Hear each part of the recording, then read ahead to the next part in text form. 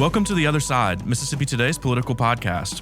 The Other Side lets you hear directly from the most connected players and observers across the spectrum of politics in Mississippi. From breaking news to political strategy to interviews with candidates and elected officials, we'll bring you facts, perspectives, and context that helps you cut through the noise and understand all sides of the story. I'm your host, Adam Ganucheau. Joining me today in the studio are my two esteemed colleagues, Geoff Pender. Hey, Geoff, how's it going? Hey, Adam. Hey, Bobby. Bobby Harrison. Hey guys. I'm still looking for those esteemed colleagues. So. Right. Yeah. I feel like I haven't done a podcast episode with y'all in a few weeks. Y'all have been holding it down for us. I've gotten some time off. I've done some other work travel, and really appreciate y'all. Y'all have had a run of interesting guests, I think, the last month or so. And so I'm sorry to any listener who's disappointed to hear my voice for a change, but yeah, it should be fun. I'm glad to be here with y'all. No, it's kind of like getting the gang back together. That's right. The band back. That's right. That's right. Well, this is always sort of an interesting time of the year, just in any sort of political cycle. You've got, typically slower summers if it's not a major election cycle. We are not in what I would consider a major election cycle this year, although Mississippi's not. Mississippi isn't, right. I mean, the country at large is. I think we're all watching, that presidential race in particular really closely. And, of course, partisan control of the U.S. House and Senate up for grabs. Here in Mississippi, we do have some very important judicial races that y'all have talked about. We have been covering and will continue covering. But for the sake of today's conversation, I mean, it would be weird to kind of ignore what I would say is the biggest sort of political news of the week in Mississippi. And there was a pretty substantial meeting at the Capitol this week regarding one of the sort of, I would say, most championed platforms of any Republican Party leader in Mississippi over the last 10 years, which is cutting the income tax. There's a lot of nuance to that. I want to get into it, but Geoff, you covered the meeting at the Capitol for us this past week. Tell us what happened and sort of lay it out for us as you saw it at the Capitol this week. Yeah. House Speaker Jason White has, since he took office this year, has picked up the mantle that his predecessor carried as far as really not just cutting income taxes. I mean, they've cut them pretty much already. They're talking elimination is Sure. what they want, be that phased in or whatever, because the cut's already enacted. By the end of, I think, 2026, we're going to have a 4% income tax nominal rate. It's going to put us among the lowest in the nation anyway. I think the real game afoot here for Speaker White and all, they want to see elimination, see it phased out. This week, he's formed a select committee on tax reform, and this week was their second meeting. And it was an interesting one. They heard from a lot of folks who aren't necessarily banging the drum for tax cuts. They heard from several city mayors. They heard from some transportation experts. And these are all people that I think are a little like, yeah, we agree in theory with tax cuts, but what's that going to mean for our city budget? And that was the gist of this hearing. Yeah. Geoff, you mentioned this. I mean, we in Mississippi have cut this income tax about as far as you can cut it without eliminating it at this point. Yeah. Like I said, this has been sort of this big stated desire of a lot of prominent Republican Party officials, starting with Governor Tate Reeves. This has been something he's been calling for publicly for many, many years. He has tried multiple times to get legislation through, both as lieutenant governor and now as governor the last five or so years, but no dice yet on at least total elimination. Bobby, you have, like all of us, I mean, we have covered this fight over the last 10, 15 years. It feels. I guess it really is kind of coming up on 15 when it really has started been pushed. kicked off in 2014 to 2015, I guess. Oh yeah.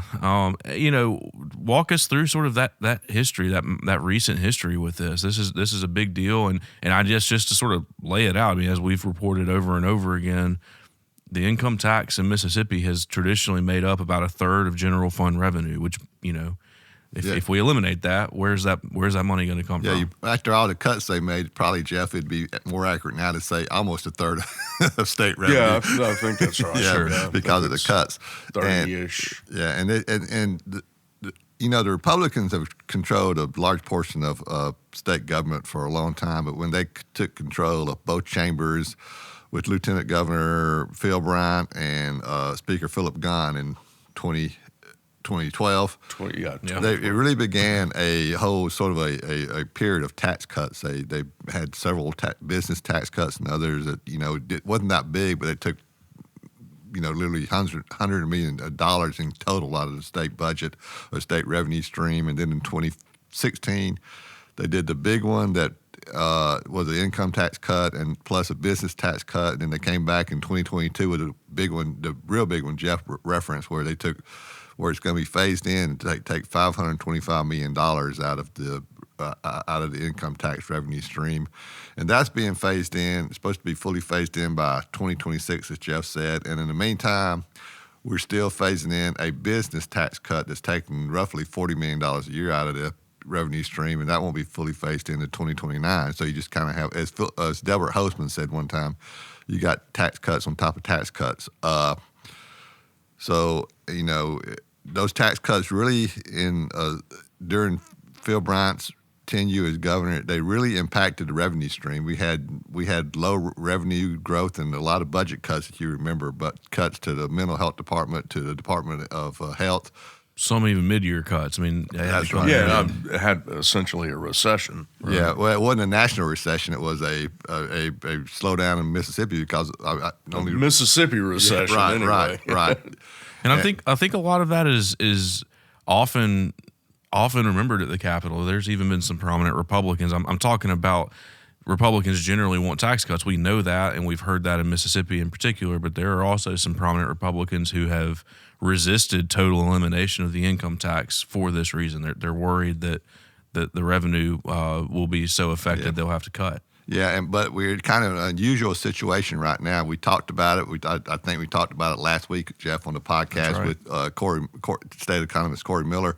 We have all this federal money coming in. We have inflation, which has bumped up revenue collections in the state, and we're having unprecedented revenue collection. So, some leaders are saying, look, we got all this money. We need to cut taxes. But the question is, how long is this the federal revenue stream and all these things going to be there to bolster the revenue? So that's going to be the question that should be discussed as they discuss the income tax cut. And, of course, hand in hand with the talk about the state income tax cut is talk, especially in the Senate with Lieutenant Governor Hosemann, of cutting the grocery tax. Yeah. So there's a lot of moving parts on this. So the grocery tax is a lot different than the income tax in that it is a revenue maker for local governments. Am I right about that? Yes. I'm not misstating that. Yeah. So we have the highest in the nation, or among the highest in the nation, grocery taxes on food. The highest. The highest statewide, that's correct. And,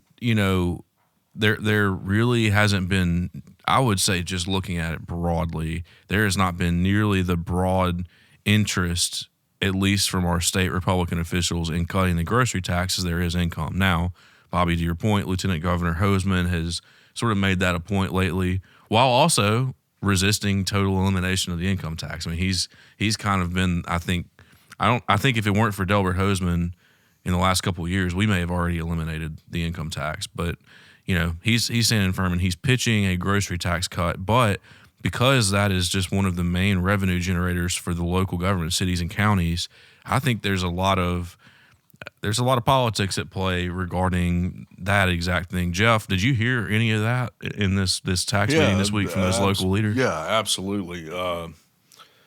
I guess, again, the gist of this meeting was talking with some folks that are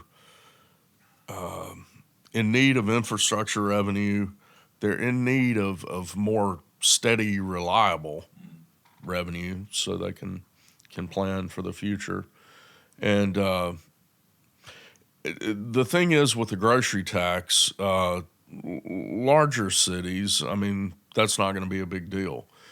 Who it's going to affect is cities of 2,000 people that, and we heard from some of these mayors, a city of 2,000 people where 42% of their city budget comes from sales tax, and of that, 75% comes from the Walmart or the grocery store. And so, I mean, obviously they're concerned when there's talk of cutting the grocery tax of how, they'll make out in that. I know Lieutenant Governor Hoseman, others, and in the House, when they've talked about potential grocery tax cuts, I think the general consensus has been they would alter the diversion of sales tax money in general to the cities to try and, as they say, make them whole. Now, that gets tricky because, I mean, some of these smaller cities are growing or stand to grow or whatever. How do you make calculations that won't, thwart some future growth or really just cripple their budgets? But yeah. But they can do that now though with the technology they have. I mean, they're already, when they swipe that loaf of bread at the grocery store or at the 7-Eleven, it's being registered as a grocery item. So they can still do that and collect their money from the state for the grocery tax they would have collected. There's a bunch of ways they can do that, and I understand those small towns are raising a ruckus now because they don't want to be left out and they don't want to be penalized in this whole process. So they're just saying, hey, don't forget about us. But the fact of the matter is they can adjust the way that they record these things and give and provide state funds to make the cities whole. And Lieutenant Governor says that their full intent to do that if they do cut the grocery tax. Sure. The only thing I've noted on that, though, is, as you well know, over the years, I mean, this has been talked about for a long time, and over the years, one firm number, that's a number that's been hard to get out of DOR, is exactly what would this mean, even total, on a grocery tax, which sounds like maybe they need this is going to require maybe a big software update with DOR and the point of sale sales tax machines. I want to ask you all about the politics of all this. I mean, there's no single person in this state I've ever met, regardless of political ideology, who enjoys paying taxes. I mean, they would say probably at any point, if asked on, say, a poll, a phone call poll, internet poll, whatever, would you prefer to, have an income tax or not? I think most people would say not, but there's a next step that I wonder if that's being weighed by some of the politicians who are pushing this, which is, all right, well, if we were to cut up to a third of our current general fund revenue stream, would you be okay with having to cut budgets to sort of account for that? And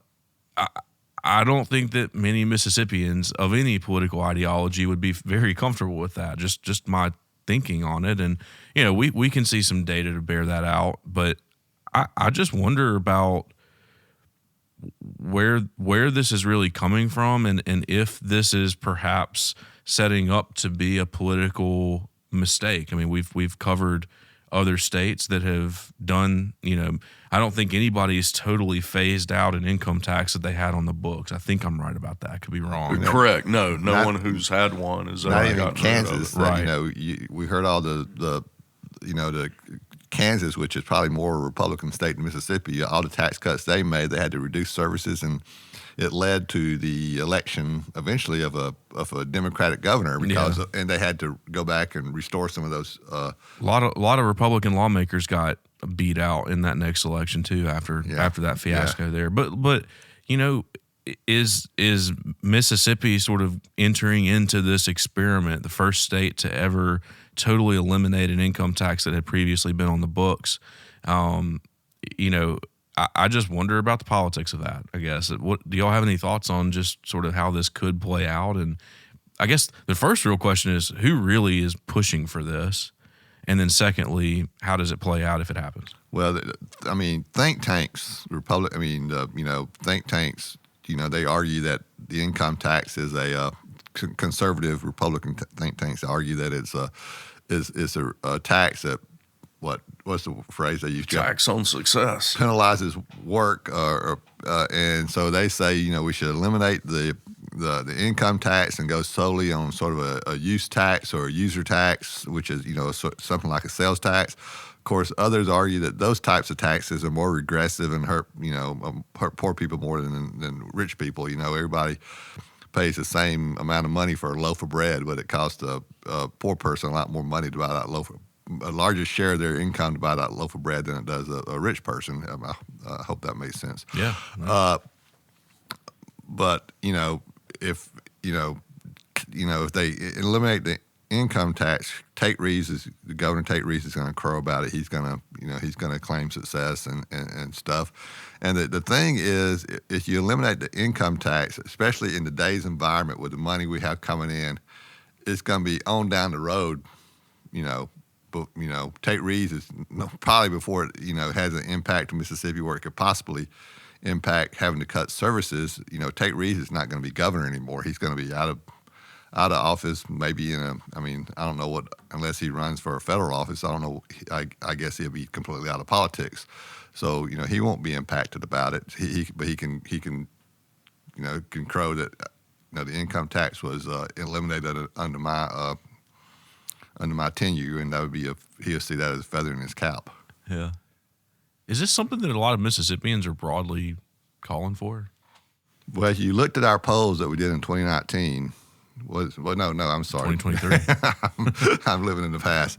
If you look at those polls in 2023, eliminating or reducing the grocery tax was much more popular than eliminating the income tax. We asked that question. We did polls throughout the year, and we asked that question several times, and it just about showed up that way every time. It's more populistic.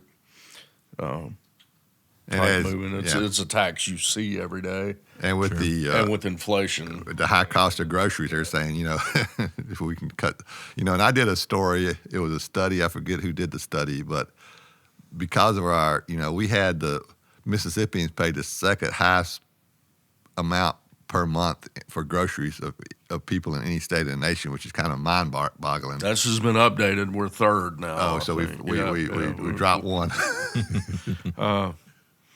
That gets into, Adam, what you were talking about. It's an ideological debate.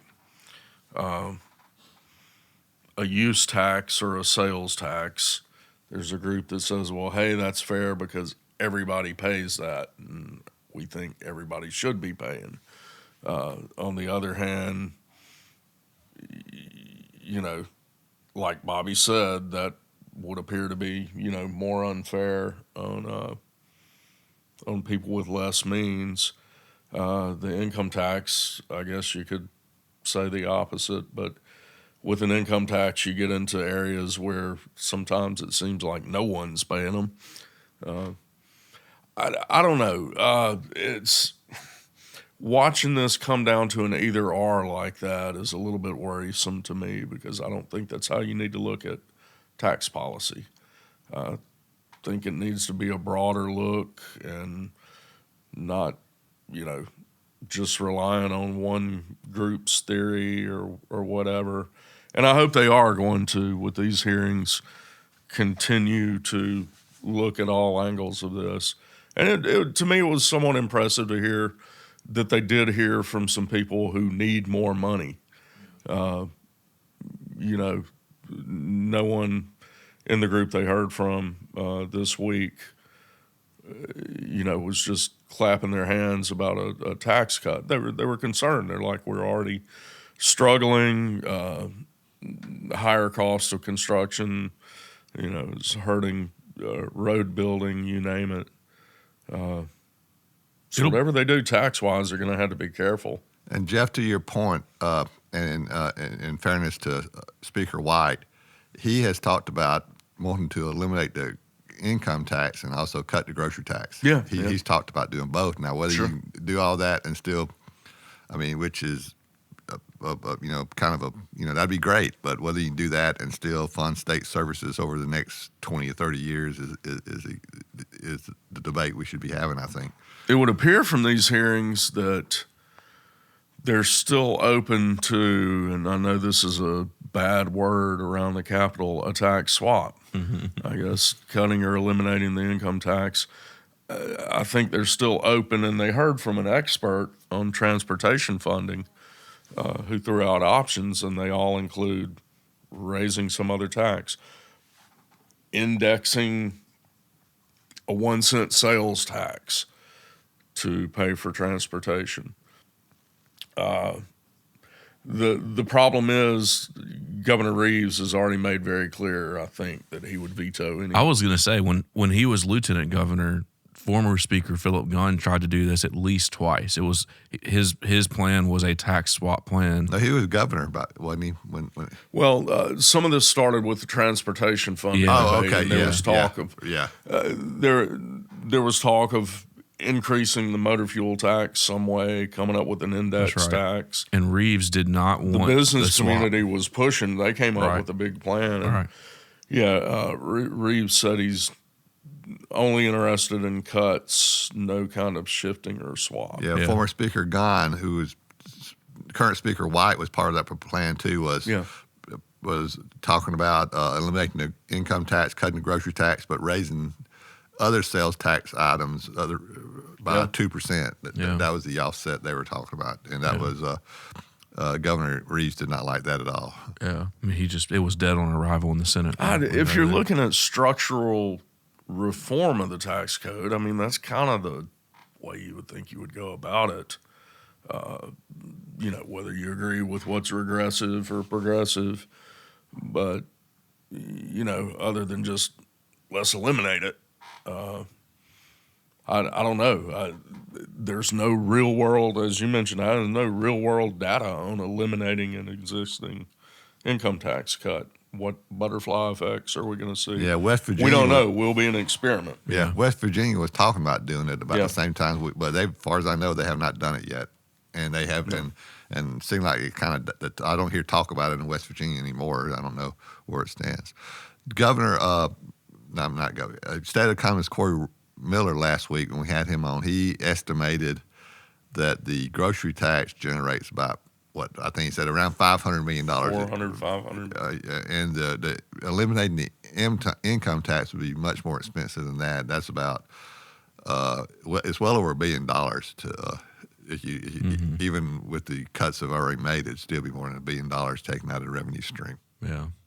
Well, what's next in this debate? I mean, this is a big one. This is obviously going into the session, a focus of leaders. It sounds like on maybe both sides of the building, but what's the schedule of sort of, there's some more hearings coming up and going into the session? This House committee has a hearing set for early October. The Speaker separately, but including members of this committee, has a big open to the public tax reform summit planned for the 24th of September. 24th of September in Flowood. Lieutenant Governor Hoseman has himself named a fiscal committee that's going to be looking at tax reform, cutting grocery taxes. If a hearing has been set with that, I'm not recalling it. Yeah, I don't think it has been. Essentially, this fall that's gonna be the main discourse, I think, and I'm sure it's gonna be probably the overarching topic, maybe along with a couple of others in the legislative session. Yeah. Well, I'll be watching out for, in any hearing that they have on this, who are the people who are actually advocating for the tax cut or for the elimination? I mean, that, again, going back to the question that we just kind of talked through ourselves, like who really is calling for this? It doesn't seem like there's a grassroots group of Mississippi voters who are just pounding down the Capitol doors begging for an income tax cut. Who is it really? And that'll be telling, I think. If it's a interest group with out of state ties or based out of state or experts from out of state, it'll be interesting to kind of just look at the list of pros and cons on this. But yeah, even the I haven't seen their latest surveys, but the Mississippi Economic Council, which is most of the state's business leaders are members of the MEC. They do these surveys of their membership, which covers business leaders throughout the state. And, in the surveys, they talk about what does the state need. And they talk about workforce training, education, healthcare, but you don't ever see too much about tax cuts. Is that a fair? I know in the past, they've clashed a little bit with the leaders pushing for tax cuts because MEC has been, well, that's not really top of our agenda. We've got a lot of other issues. So yeah, a lot of those big businesses already have pretty massive tax breaks. There's been I hadn't seen them lately. There's been studies done in the past of business in Mississippi where big companies, especially the big out-of-state companies, pay virtually no taxes, no income tax, and and we're eliminating the one tax they did pay, the franchise tax. If you ever have about an hour or two to spare, ask Hob Bryan about that. And I've talked to Hob about that much more than an hour. Yeah. Sometimes just out of the blue. Yeah. This open to the public summit should be interesting. I think it kind of may end up mirroring one that was held a few years back by Speaker White's predecessor. I know Grover Norquist is going to speak. Yeah, and who he is a spoke back then. Yeah, correct. a sort of a national, maybe the national face of tax cuts, at least for a long period of time. Along with Heritage Foundation is yeah. where you see a lot of this. And at that meeting that Jeff's referring to, he did it was a sort of a interesting conversation he had with Senator Bryan, who is in the group of people saying that we need to take care of some state needs before we start cutting taxes. And we haven't talked about those needs, but just there's so many of them. I mean, there's PERS is the public employees pension plan is underwater, and most people say it's going to take. And to fix that, we're not talking about $1 million or even $1 billion. We're talking about real money. Talking about over a period of time, and so and we have issues like that have to be addressed as we talk about tax cuts. Yeah. Well, certainly an important topic to keep following. Thanks both of y'all for helping us understand this. It's complicated, and it's just sort of, I think, fraught with political intrigue in my mind, and not always the sexiest topic to talk through, but an important one nonetheless. Oh, it's a interesting topic to me. Yeah, for sure. Well, thanks for being here. Thanks for breaking it down for us, and we will be looking forward to some ongoing coverage about all this going into the 2025 legislative session. So thanks, y'all.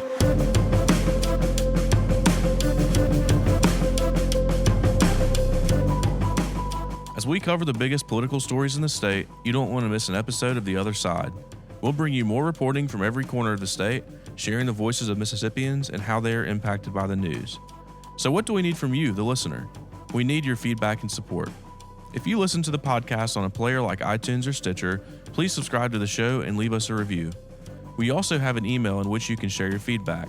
That address is podcast@MississippiToday.org. Y'all can also reach out to me or any of my colleagues through social media or email. And as always, thank you for your feedback and support.